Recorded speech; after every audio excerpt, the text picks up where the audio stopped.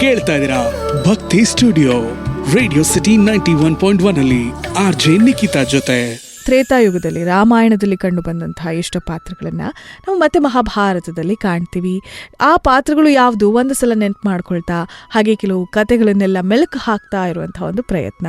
ಇವತ್ತು ವಿಶ್ವ ಸಂಗೀತ ದಿನ. ಸಂಗೀತ ಅಂತ ಹೇಳಿದಾಗ ಅದ್ಭುತ ಸಂಗೀತಗಾರರು ಅಂತ ಹೇಳಿದ್ರೆ ಅವರೆಲ್ಲ ಗಂಧರ್ವ ಅವತಾರಿಗಳು, ವಂಶದವರು ಅಂತ ಹೇಳ್ತಾರೆ. ಅಂದರೆ ಗಂಧರ್ವರು ಹಾಡೋದಕ್ಕೆ ಪ್ರಾರಂಭ ಮಾಡಿದ್ರೆ ಇಡೀ ಜಗತ್ತನ್ನೇ ಮರೆಸುವಂತಹ ಶಕ್ತಿ ಅವರಿಗಿತ್ತಂತೆ. ಕೆಲವು ದಿನಗಳ ಹಿಂದೆ ಈ ಒಂದು ಕಥೆಯನ್ನು ಕೂಡ ನಾವು ತಿಳ್ಕೊಂಡಿದ್ವಿ ಅಲ್ವಾ. ವಿಷ್ಣುವಿನ ಮನಸ್ಸನ್ನ ಗೆಳ್ತಾನೆ ತುಂಬುರು ಅನ್ನುವಂತಹ ಒಬ್ಬ ಗಂಧರ್ವರು. ಅವರು ಹಾಡನ್ನ ಹೇಳ್ತಿದ್ದ ಹಾಗೆ ಭಕ್ತಿ ಪರವಶರಾಗ್ತಿದ್ರಂತೆ ಇಲ್ಲಿ ವಿಷ್ಣು ಕೂಡ. ಅದೇ ರೀತಿಯಾಗಿ ವಿಷ್ಣುವಿನ ಮನಸ್ಸನ್ನ ಗೆಲ್ಲೋದಿಕ್ಕೆ ತುಂಬುರುವಿನ ಹತ್ತಿರ ಹಾಡನ್ನು ಕಲಿತಾರೆ ಇವರು ಅಂತ ಹೇಳಿದ್ದೆ.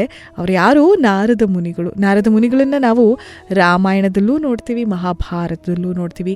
ತ್ರಿಲೋಕ ಸಂಚಾರಿ ಇವರು. ಹಸ್ತಿನಾಪುರದಲ್ಲಿ ಕೃಷ್ಣನ ಶಾಂತಿ ಮಾತುಕತೆಗೆ ಹಾಜರಾದಂತಹ ಋಷಿಗಳಲ್ಲಿ ಇವರೂ ಒಬ್ಬರಾಗಿರ್ತಾರೆ. ರಾಮಾಯಣವನ್ನು ಬರೆಯೋದಕ್ಕೆ ವಾಲ್ಮೀಕಿಯನ್ನು ಪ್ರೇರೇಪಿಸಿದವರೇ ನಾರದ ಮುನಿಗಳು. ಹಾಗಾಗಿ ನಾರದ ಮುನಿಗಳನ್ನು ಇವತ್ತಿನ ದಿನ ನೆನಪು ಮಾಡಿಕೊಳ್ತಿದ್ದ ಹಾಗೆಯೇ ಹಲವಾರು ವಿಚಾರವನ್ನು ತಿಳ್ಕೊಳ್ಳುವಂತಹ ಶಕ್ತಿ ಇವರಲ್ಲಿತ್ತು. ಈ ನಾರದ ಮುನಿಗಳು ತ್ರೇತಾಯುಗದಲ್ಲೂ ಮತ್ತೆ ದ್ವಾಪರ ಯುಗದಲ್ಲೂ ಎರಡೂ ಕಡೆ ನಾವು ಇವರನ್ನ ನೋಡ್ತೀವಿ ಅಂತ ಇವತ್ತು ನೆನಪು ಮಾಡ್ಕೊಳ್ತಿದ್ದ ಹಾಗೆ ಕೇಳ್ತಾ ಇದ್ದೀರಾ ಭಕ್ತಿ ಸ್ಟುಡಿಯೋ ರೇಡಿಯೋ ಸಿಟಿ 91.1 ಅಲ್ಲಿ RJ ನಿಖಿತಾ ಜೊತೆ.